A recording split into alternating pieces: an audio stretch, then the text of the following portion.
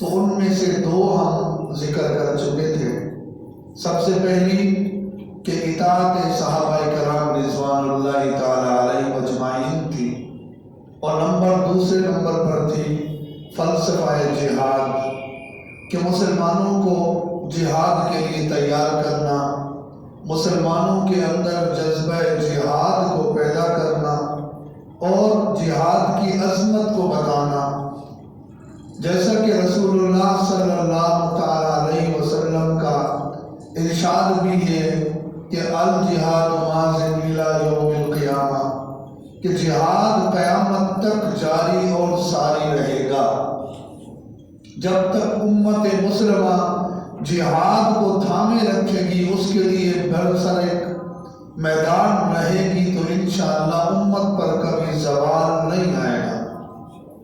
اور دشمنان اسلام خاص کر یہودیوں کے لیے سب سے بڑا مسئلہ یہ ہے کہ وہ کہتے ہیں کسی طریقے سے مسلمانوں کے دلوں سے عظمت جہاد کو، جذبہ جہاد کو نکال دیا جائے۔ وہ کہتے ہیں اگر ہم یہ کرنے میں کامیاب ہو گئے تو پھر پوری دنیا پر حکمرانی ہماری ہوگی۔ عملاً ویسے تو آج کل بھی تقریباً انہیں کی ہے۔ ہماری حالت تو یہ ہے کہ ہمارے ہاں تو پانی بھی ہم یہودیوں کا خرید کے پی رہے، ہم اتنا گر چکے ہیں۔ تیسرے نمبر پر جو حضرات علماء کرام نے بات لکھی ہے وہ عرض کی ہے فتنہ مال اور اولاد۔ سب سے پہلے نمبر پر اطاعت صحابہ کرام، دوسرے نمبر پر نظریہ جہاد، اور تیسرے نمبر پر جو ہے وہ فتنہ مال اور اولاد ہے۔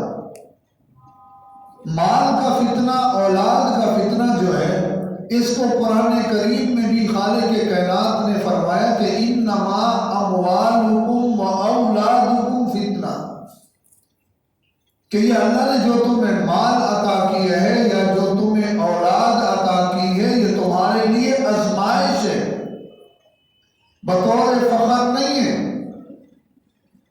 کہیں یہ نہ سمجھے کہ میرے تو 10 بیٹے ہیں، انگلی اٹھائے گا تو چیر پھاڑ کے رکھ دیں گے۔ یہ فخر، یہ تکبر نہیں، بلکہ یہ آپ کے لیے آزمائش ہے۔ اور در حقیقت فتنہ دجال کا سب سے اہم جو ہتھیار ہے وہ یہ دونوں چیزیں ہیں۔ انسان اپنی اولاد کے لیے، اپنے بچوں کے لیے حلال حرام کی تمیز کو بھول جاتا ہے۔ جب اس کو مال جمع کرنے کی حس لگ جاتی ہے تو پھر وہ مال کو جمع کرنے میں لگ جاتا ہے، پھر وہ حلال حرام کو بھول جاتا ہے۔ قرآن اس کا نقشہ یوں کھینچتا ہے کہ الذی جمع مالا وعددا، پھر وہ مال کو جمع کرتا رہتا ہے اور گنتا رہتا ہے۔ آج 200 ہو گئے، 400 ہو گئے، 600 ہو گئے، وہ اس کو خرچ نہیں کرتا، وہ اللہ کی راہ میں اس کو خرچ نہیں کرتا، جائز ضروریات کے لیے اس کو خرچ نہیں کرتا، بلکہ گنتا رہتا ہے، جمع کرتا رہتا ہے، اور اس پہ وہ خوش ہوتا رہتا ہے کہ میرے پاس اتنا بینک بیلنس ہے، میرے پاس اتنا پیسہ ہے، تاکہ میں لوگوں کو کہہ سکوں، بتا سکوں۔ اور پھر اس کا طریقہ، اس کی حیت، اس کا دستور بدل جاتا ہے۔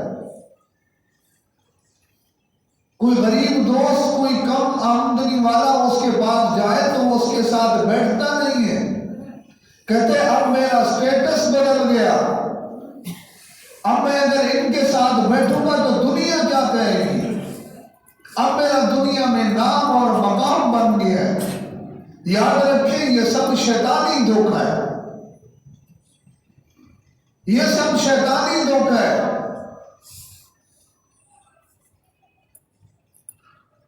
مرنا آپ نے بھی ہے، اس نے بھی ہے، آپ کو بھی پتہ نہیں، ہمیں بھی وہ قبر نصیب ہوگی یا نہیں ہوگی، اس نے بھی اسی مٹی میں آنا ہے۔ لہذا فتنہ مال یہ سب سے اہمیت کا حامل ہے۔ اس سے ہم نے بچنا کیسے؟ فتنہ مال ایسا ہے کہ اللہ فرماتے ہیں نا کہ وہ مال کو گنتا رہتا ہے، پیسے کو گنتا رہتا ہے، اور پھر حتیٰ زرتم المقابر، یہاں تک کہ مر کے قبر میں چلا جاتا ہے، اس کی حص ختم نہیں ہوتی۔ پیسہ کمانے کا اس کا جذبہ ختم نہیں ہوتا، مال جمع کرنے کا جذبہ ختم نہیں ہوتا، اس کو پتہ نہیں ہے میری زندگی کتنا ہے۔ آج آپ دیکھ لیں ہر چیز میں 2 نمبری، ہر چیز میں 2 نمبری۔ ہمارے ہاں دودھ سے لے کر جو چیز آپ کو ملے گی سب 2 نمبر۔ بیچنے والے کون ہیں؟ ہم مسلمان ہیں۔ یہ 2 نمبر انسان 2 نمبری کیوں کرتا ہے؟ بے ایمانی کیوں کرتا ہے؟ تاکہ مال زیادہ آ جائے، پیسے زیادہ مل جائے۔ تو یہ جو فتنہ ہے مال جمع کرنے کا، پیسہ جمع کرنے کا، یہ دجال کے فتنوں میں سے ایک فتنہ ہے۔ ہاں اللہ نے حلال طریقے سے، جائز طریقے سے دیا ہے، کوئی منع نہیں ہے، لیکن اس کو اللہ کی راہ میں خرچ بھی کرو۔ خود دینے کی عادت ڈالو، یہ نہیں ہے لاکھوں روپے دو، جتنا آپ کو اللہ نے توفیق دی ہے اتنا دو۔ اور اپنے بچوں میں یہ عادت ڈالو کہ بیٹا یہ جو کچھ ہمارے پاس ہے یہ اللہ کا دیا ہوا ہے، یہ اللہ نے ہمیں دیا ہے۔ اپنے بچوں کے ہاتھ سے اللہ کی راہ میں خرچ کرو تاکہ ان کے اندر یہ جذبہ ہے، ان کا یہ ذہن بنے۔ آج ہماری حالت یہ ہے کہ ہمارے ہاں کسی بچے کو ٹافی مل جائے، دوسرا مانگے وہ دیتا نہیں ہے۔ کیوں؟ اس کی وجہ یہ کہ اس کے اندر دینے کا جذبہ ہی نہیں۔ جب یہ جوان ہو جائے گا، مجھے بتائیے اللہ کی راہ میں خرچ کرے گا؟ کبھی بھی نہیں کرے گا۔ اور آج کل تو ایسا ماڈل دور آ گیا ہے، اس کے لیے وہ کہے گا میرے پاس موبائل کے خرچے ہیں، یہ خرچے ہیں، وہ خرچے ہیں، میں کیسے خرچ کروں؟ اس لیے اپنے آپ کو اس فتنے سے بچائیں، اپنی اولاد کو، اپنی نسلوں کو اس فتنے سے بچائیں۔ اللہ دے رہے تو اللہ کی راہ میں خرچ بھی کریں، اور بچوں کی عادت ڈالیں، اور معذرت کے ساتھ رزق حلال کمائیں۔ خیر، فتنہ مال کی بات کر رہے تھے۔ فتنہ مال یہ ہے کہ ہم اپنے بچوں کو اللہ کی راہ میں دینا سکھائیں تاکہ ہمارے بچوں کے دل میں، دماغ میں اللہ کی راہ میں خرچ کرنا ہے، اور پھر حلال کمائیں۔ حرام کا ایک لقمہ بھی یاد رکھیں، اگر آپ کے پیٹ میں چلا گیا تو پھر اس سے آپ کی دل کے اندر، دماغ کے اندر دین کی بات نہیں آئے گی، دنیا کی بات آئے گی۔ اس لیے اگر اپنے آپ کو دین پر لانا ہے، اپنے آپ کو، اپنی نسلوں کو پاکیزہ رکھنا ہے، تو اپنے کمائی پر دھیان رکھیں۔ قرآن کہتا ہے نا فَلْيَنْظُرِ الْإِنسَانُ إِلَىٰ طَعَامِهِ، انسان کو چاہیے کہ وہ اپنے کھانے پر نظر کرے۔ یہاں 2 چیزیں علماء نے لکھی۔ پہلی بات تو یہ کہ اللہ کی قدرت دیکھیں، کہاں بیچتا ہے، کہاں بنتا ہے، کہاں سے کٹتا ہے، کہاں سے آتا ہے، کہاں آٹا بنتا ہے، دکان میں آیا، وہاں سے گھر میں آیا، پھر اس کے بعد خواتین نے اس کو گوندا، گوندنے کے بعد روٹی بنی اور آپ کے منہ میں آئی۔ میرا رب فرماتا ہے یہ میری قدرت کو دیکھیں۔ اور دوسرا پہلو اس میں یہ ہے کہ فَلْيَنْظُرِ الْإِنسَانُ، انسان دیکھ اپنے کھانے کو، جو کھا رہے کہیں اللہ کی نافرمانی کا تو نہیں ہے، کہیں حرام کا لقمہ تو نہیں ہے، کہیں ایسا تو نہیں ہے کہ کسی کا حق کھا کر آیا ہے، کہیں ایسا تو نہیں ہے کہ جھوٹ بول کر لقمہ لے رہا ہے۔ یاد رکھیں اگر جھوٹ بول کر حرام سے ایک لقمہ بھی پیٹ میں چلا گیا تو دین کی جو صلاحیت ہے، جو دین پر عمل کرنے کی حص ہے، وہ ختم ہو جاتی ہے۔ پھر اس کو بوجھ لگتا ہے نماز پڑھنا، دین کا کام کرنا اس کو بوجھ لگتا ہے، بے چین ہو جاتا ہے۔ جب ہم، مجھے بتائیں، حرام کھائیں گے، ہم کسی کا حق کھائیں گے تو کیا ہماری اولادیں دیندار ہوں گی؟ ہمارے بچے ہماری بات سنیں گے؟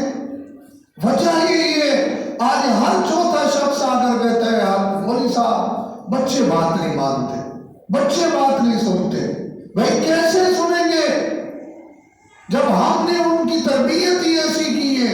ہم نے کبھی ان کی دین پر تربیت کی نہیں ہے، ہم نے کبھی ان کو ماں باپ کی عظمت بتائی نہیں ہے، ہم نے کبھی ان کو حلال کا مزہ چکھایا ہی نہیں ہے، ہم نے ان کو کبھی حلال کھلایا ہی نہیں ہے، تو کہاں سے آپ کی اور میری بات مانیں گے؟ اس لیے یہ تیسرے نمبر کا جو فتنہ ہے وہ اولاد کا، مال اور اولاد کا، ہمیں اس سے بچنا چاہیے۔ اپنے بچوں کی ہمیں حفاظت کرنی چاہیے، اپنے خاندان کی بیوی بچوں کو سمجھانا چاہیے۔ اگر گھر کی عورتیں ڈیمانڈ کرتی ہیں یہ لائے، نہیں کر سکتے بھائی نہیں لا سکتا، جو حلال ہے وہ کھلا رہا ہوں، اور اللہ نے حلال میں برکت رکھی ہے۔ اب دیکھیں حلال جانور ہوتا ہے سال کے بعد ایک بچہ دیتا ہے، روزانہ کتنے بکرے ذبح ہو رہے ہیں، ختم نہیں ہوتے، اور آپ گلیوں میں دیکھیں کتیا 10 بچے ہوتے ہیں پھر بھی ختم ہو جاتے ہیں۔ تو حلال کے اندر برکت ہے، حرام میں برکت نہیں ہے۔ کسی کا حق کھاؤ گے گھر پہنچو گے نقصان پہلے ہو جائے گا۔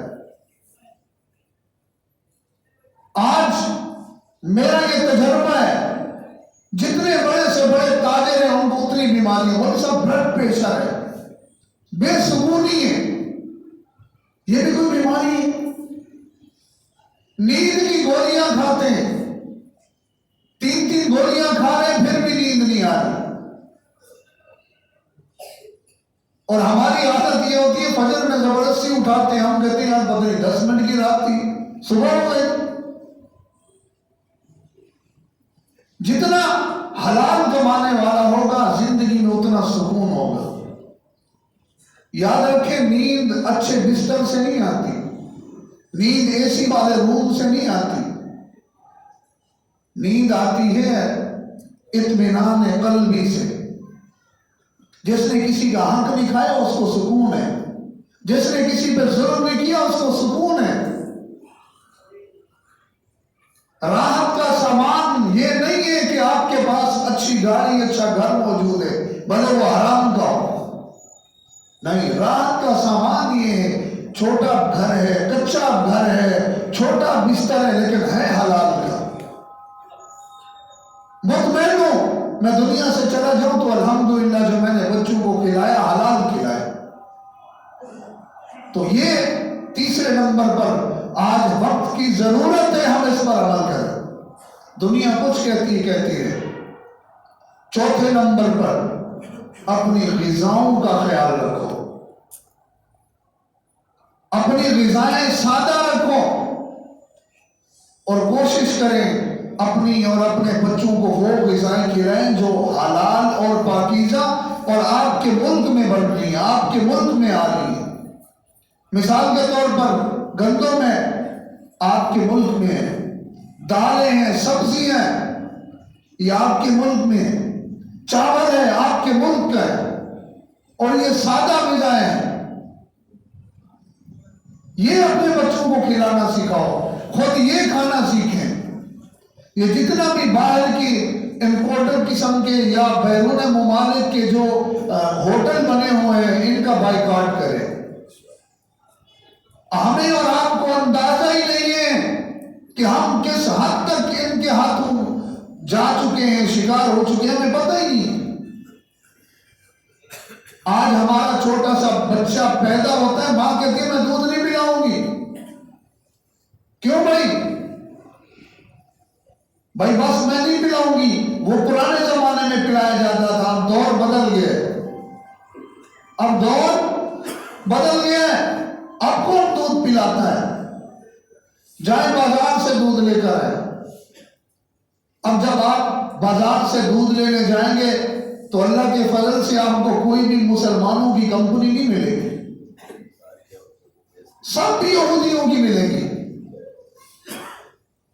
یہودی اس سے دو فائدے حاصل کر رہے ہیں. ایک فائدہ وہ آپ سے پیسہ نہ چھوڑ رہے، آپ کما کے ان کو دے رہے ہیں. دوسرا وہ آپ کی نسلوں کو کیا کھلا رہے ہیں آپ کو پتہ ہی نہیں ہے. حلال ہے یا حرام ہے اس کا تو پتہ ہی نہیں ہے نا. آج ہمارے جو بڑے لوگ ہیں، جو بڑے ہمارے بزرگ ہیں یا ہم لوگ ہیں، ہم کہتے ہیں نا بچے کو تو کہتے ہیں مولوی صاحب یہ فیڈر کی پیدائش ہے، یہ فیڈر والے یہ کہاں بات مانتے. میں نے کہا شکر ہے اتنی عقل تو آئی کہ ماں کا دودھ پینے والا بات مانتا ہے، فیڈر والا نہیں مانتا، پھر بھی فیڈر پلا رہا ہے اور پتہ ہونے کے باوجود بھی. تو میرے بھائیوں، بچوں کی غذائیں سادہ، یہ مصنوعی غذائیں بن کے آ رہی ہیں. دودھ جتنے آ رہے ہیں اس میں کیا ڈالنا ہے آپ کو اور مجھے پتہ ہی نہیں. اس لیے تو میرا بچہ نماز کے لیے آتا ہی نہیں ہے. جس کو بچپن ہی سے وہ دودھ پلایا گیا جس کے اندر خنزیر کی چربی ملی ہوئی ہے، جس میں اور بہت ساری چیزیں ملی ہوئی ہیں، وہ بچہ کہاں سے دیندار ہوگا؟ وہ کہاں سے ماں باپ کا ادب کرے گا؟ آج آپ دیکھیں اولڈ ہوم زیادہ سے زیادہ بنتے جا رہے ہیں. پوچھو تو کہتے ہیں جی ترقی یافتہ ممالک میں ہم شامل ہو گئے. میں تو یہ سمجھتا ہوں شاید ان کے ہاں ترقی یہ ہے کہ ماں باپ بوڑھا ہو جائے گھر سے نکال دو، ماں باپ کی بات نہ مانو، بے لباس ہو کر نکلو، پردے کا کنسپٹ ختم کر دو، دینداری کو عیب سمجھو. اگر یہ ترقی ہے تو ایسی ترقی کو ہم 1000 بار جوتے کی نوک پہ رکھتے ہیں. اگر آپ سمجھتے ہیں یہ ترقی ہے تو ایسی ترقی کو 1000 نہیں 1,00,000 بار جوتے کی نوک پہ رکھتے. نہیں چاہیے ایسی ترقی. ترقی سب سے پہلے آمنہ کے لال نے دی تھی اور اس جیسی ترقی دنیا میں نہ کوئی دے سکتا ہے نہ آج تک آئی ہے. اس لیے اپنے بچوں کو پیدائشی طور پر دیندار بناؤ. بڑا دکھ ہوتا ہے، خدا کی قسم بہت دکھ ہوتا ہے. بچہ گھر میں پیدا ہو رہا ہے، باپ اذان بھی نہیں دے سکتا. اس کے ایک کان میں اذان دینی ہے وہ بھی نہیں دے سکتا. مولوی صاحب بچہ ہوا ہے اذان دے دے. بھائی تو مسلمان نہیں ہے. وہ مجھے شرم آتی ہے.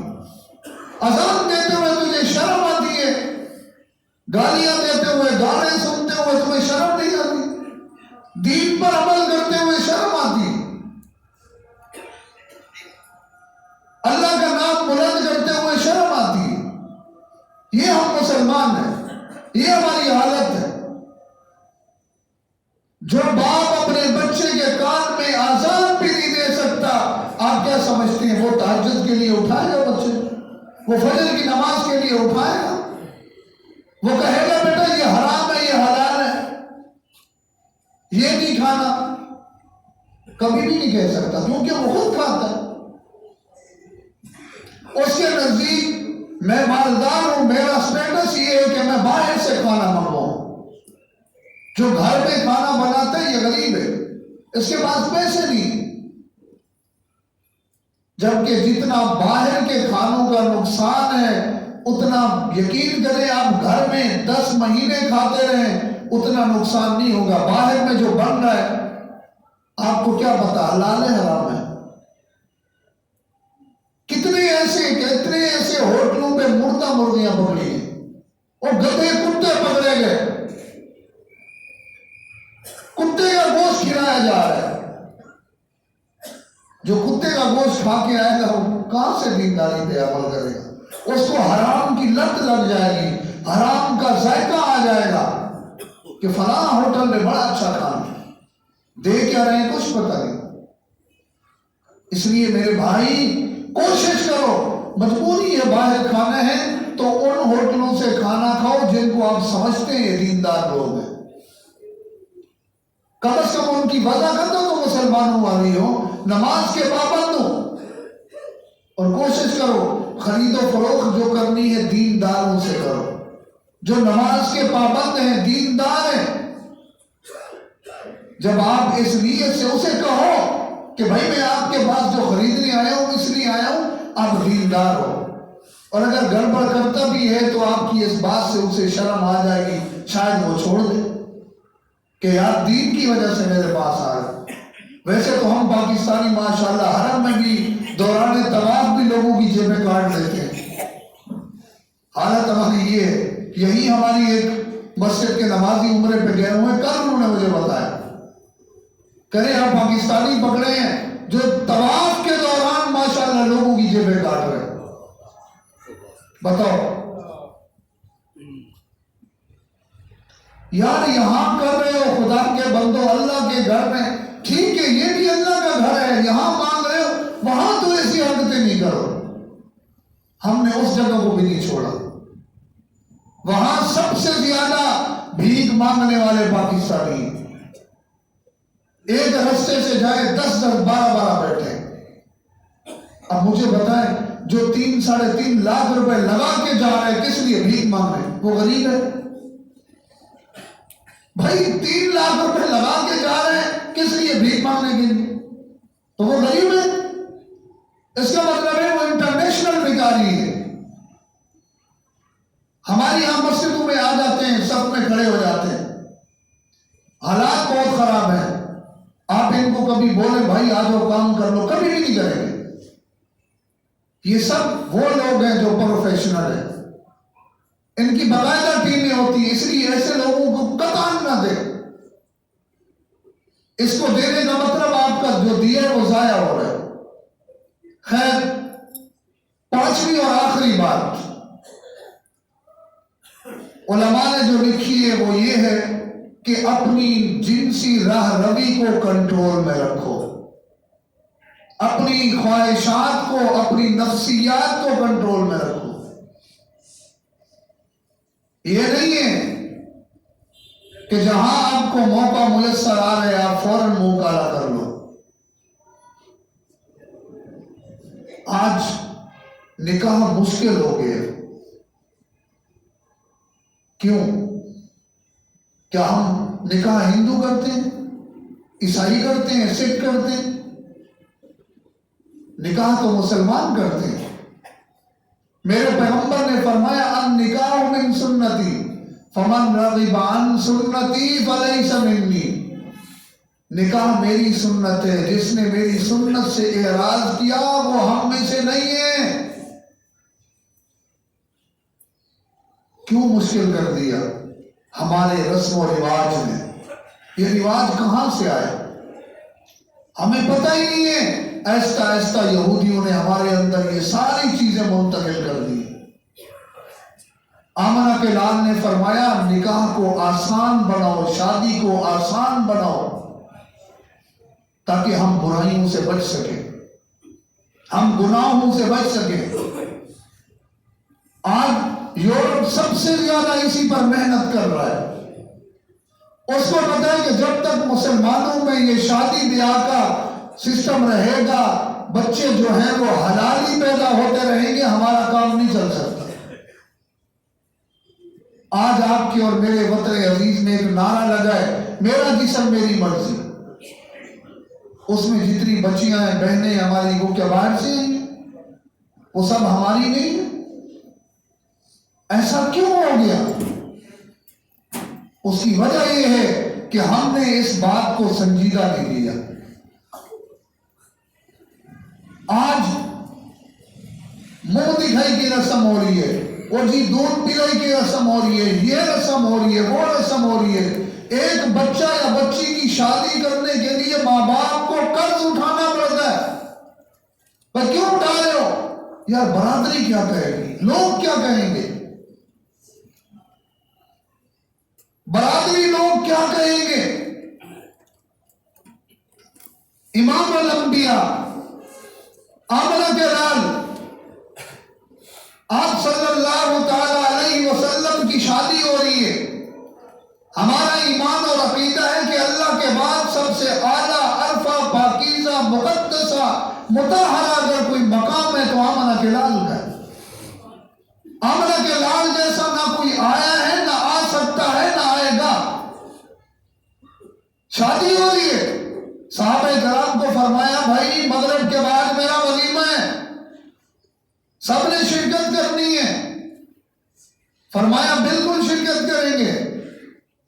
حکم فرمائے بھائی، فرمایا آتے ہوئے اپنے گھروں سے کھانا لانا ہے، سب مل کے بیٹھ کے کھائیں گے، یہ میرا ولیمہ ہے۔ کیا کرنا ہے؟ گھروں سے کھانا لانا ہے، سب نے مل کے مسجد نبوی کے اندر۔ سبحان اللہ، کیا خوبصورت منظر ہوگا۔ کھانا کھانے کے بعد صحابہ کرام اٹھ کر اپنے گھروں کو چلے گئے، ولیمہ ہو گیا۔ کسی نے آمنہ کے لال کو فرمایا کہ بھئی یہ کیسا ولیمہ، یہ کیسا نکاح ہے؟ آج ہم دعا کیا مانگتے ہیں؟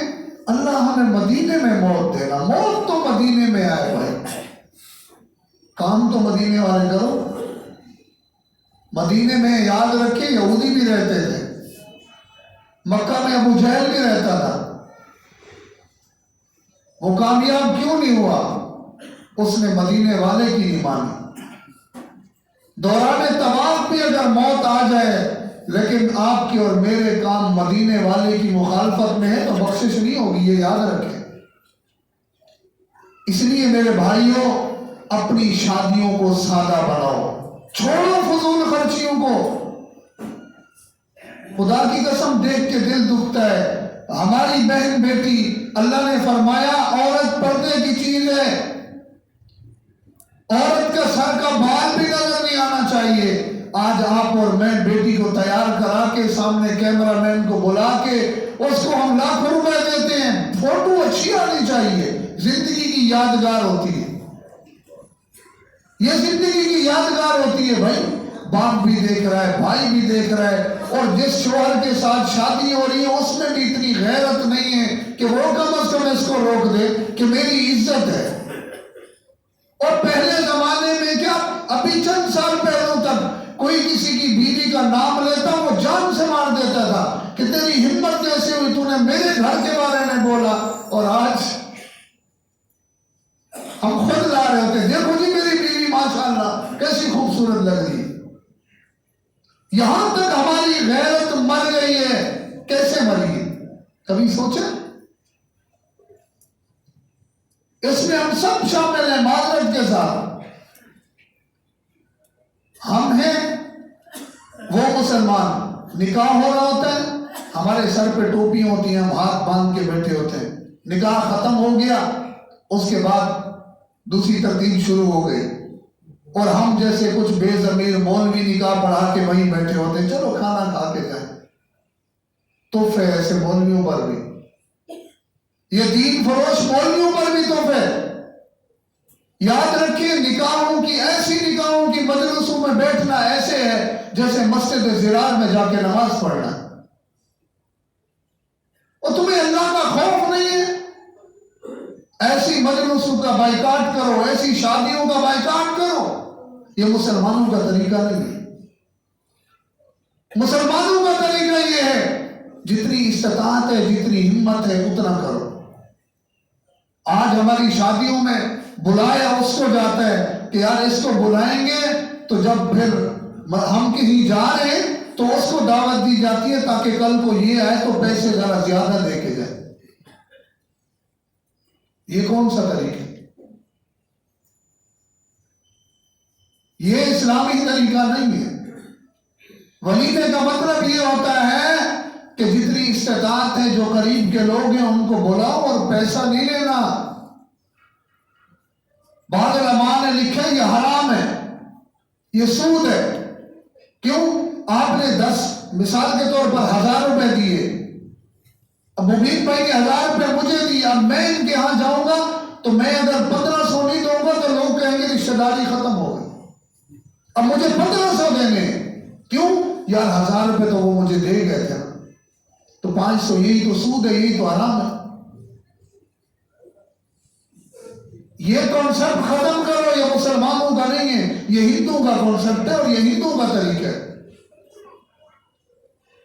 خدا را ان ساری چیزوں سے اپنے آپ کو بچاؤ، اپنے آپ کو بچاؤ۔ سادگیوں کے ساتھ شادیاں کرو، بچوں کو دین سکھاؤ، بچیوں کو دین سکھاؤ، اور پردے کا اہتمام کرو۔ اگر پردے کا اہتمام نہیں ہے، یاد رکھیں جس پہلے دن ہی بچی جب گھر سے رخصت ہو رہی ہے غیر شرعی طریقے سے، ڈھول باجے کے طریقے سے، تو مجھے بتاؤ وہ زندگی میں نماز پڑھے گی؟ جس بچی کو پارلر سے تیار کروایا 1.5 لاکھ روپے لگا کے، وہ منہ دھو کے نماز پڑھے گی؟ کبھی بھی نہیں پڑھے گی۔ کیوں؟ ہم نے اس کو نماز کی اہمیت ہی نہیں سکھائی۔ اس کے نزدیک پارلر سے تیار ہونے کی اہمیت ہے، نماز کی نہیں ہے۔ اس کے نزدیک ان چیزوں کی اہمیت ہے، نماز کی نہیں ہے، دین کی نہیں ہے۔ اور پھر سونے پہ سہاگا، بچہ ہمارے ہاں شادی ہو گئی، اب مسئلہ ہے بچے کی پیدائش کا، تو آگے جاتے جی آپریشن ہوگا ورنہ ہم ذمہ دار نہیں۔ یہ آپریشن کا کانسیپٹ کہاں سے آیا؟ یہ یہودیوں کی چال ہے کہ مسلمانوں کی جو اولاد ہے، مسلمانوں کے جو بچے ہیں کم کرو، ان کی آبادی کو کنٹرول کرو۔ خدا کی قسم اگر بچہ گھر میں بھی ہو جائے کچھ نہیں ہوگا عورت کو، یہ قدرت کا نظام ہے۔ قرآن میں اللہ نے خود کہا ثم اذا شاء انشرہ، جب ہم چاہتے ہیں تو ہم اس کے لیے آسانی پیدا کر دیتے ہیں۔ قرآن غلط ہو سکتا ہے؟ جب قرآن غلط نہیں ہو سکتا، میرا اور آپ کا ایمان اور عقیدہ ہے، پھر یہ کہاں سے کھل سکتا ہے؟ یہ باقاعدہ وہی فری مینسن جو یہودیوں کی تنظیم ہے، وہ ڈاکٹروں کو خریدتی ہے، وہ لیڈی ڈاکٹروں کو خریدتی ہے، اور لیڈی ڈاکٹر بڑے طریقے سے ہماری خواتین کو دوائیں ایسی دیتے ہیں کہ جو نارمل ڈیلیوری نہ کر سکے۔ یہ مکمل ایک مافیا ہے۔ سب کی بات نہیں کر رہا لیکن اکثر ایسے ہی۔ اس لیے جہاں یہ معاملہ ہو تو دیندار ڈاکٹر ڈھونڈو، جو صوم صلات کے پابند ہیں، جو اللہ سے ڈرنے والے ہیں، ان کے پاس جاؤ، اور اسے یہ خوف ہوگا کل میں نے مرنا بھی ہے۔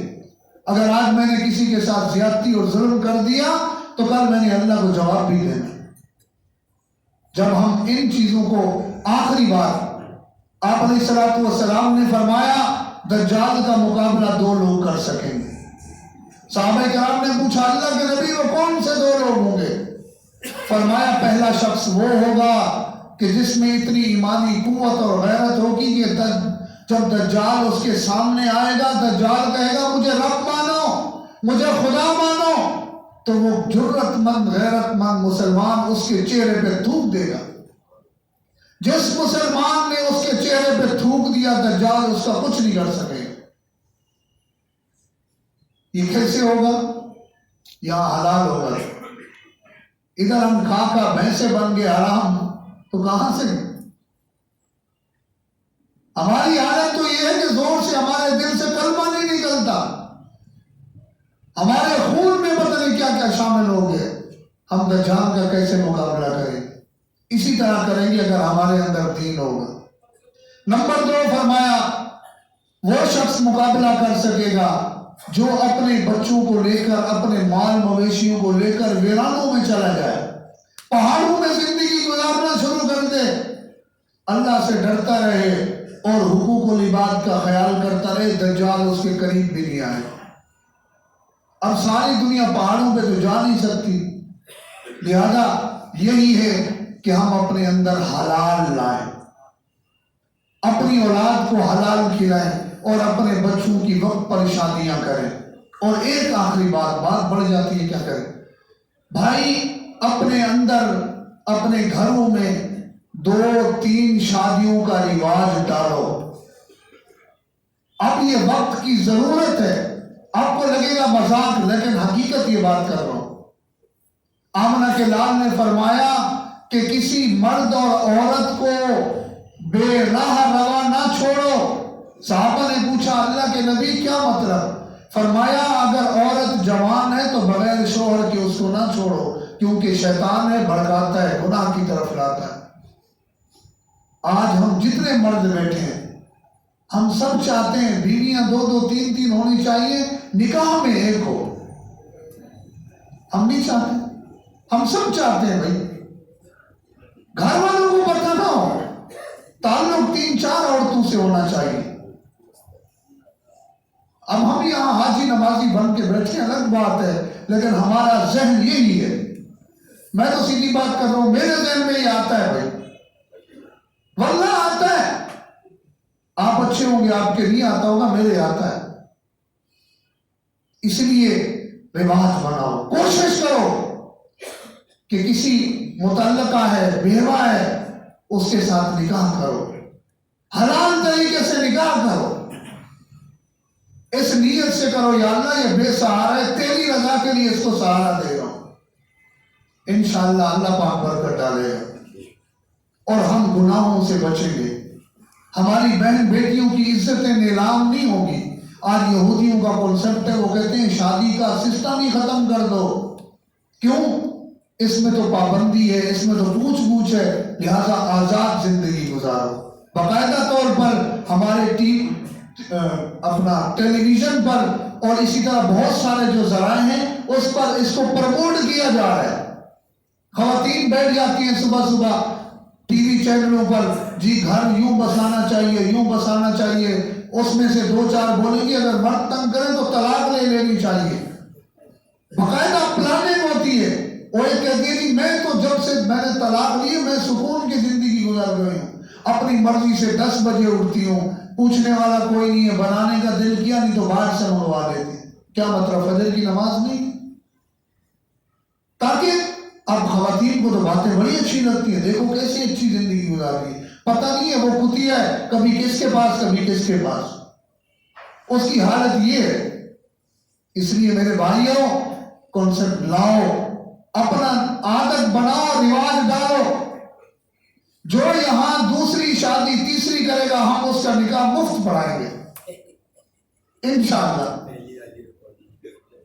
بابا جی ڈرے ہوئے ہیں، باقی کوئی ہمت کرے تو انشاءاللہ العزیز زندگی رہی تو انشاءاللہ اگلے جمعے سے شان سیدنا صدیق اکبر رضی اللہ تعالیٰ عنہ کو بیان کریں گے. آخری بات، ہمارے بھائی ندیم خواجہ صاحب یہ سی لائبریری میں ہوتے ہیں، انہوں نے اتوار کو 24 دسمبر کو کوئی فری میڈیکل کیمپ لگا رہے ہیں، یہ بدھ بازار یا ہفتہ بازار میں کہیں، ہفتہ بازار میں. تو اس میں بہت ساری فیسلٹیز ہیں، مجھے نہیں پتا، ندیم بھائی نے کہا ہے بہت ساری ہیں. آپ وہاں جائیں، بولے نہیں تھی مفتی صاحب آپ نے بولا ہے، ان کے بقول بتا رہا ہوں. وہ کہہ رہے ہیں کہ بہت ساری چیزیں ہم فری دے رہے ہیں، چیک اپ میڈیکل بہت ساری چیزیں فری ہیں. مفاد عامہ کا پیغام ہے، اگر کوئی ساتھی وہاں جائے ہو سکتا ہے کسی کا فائدہ ہو جائے. اللہ پاک ہم سب کو عمل کی توفیق عطا فرمائے.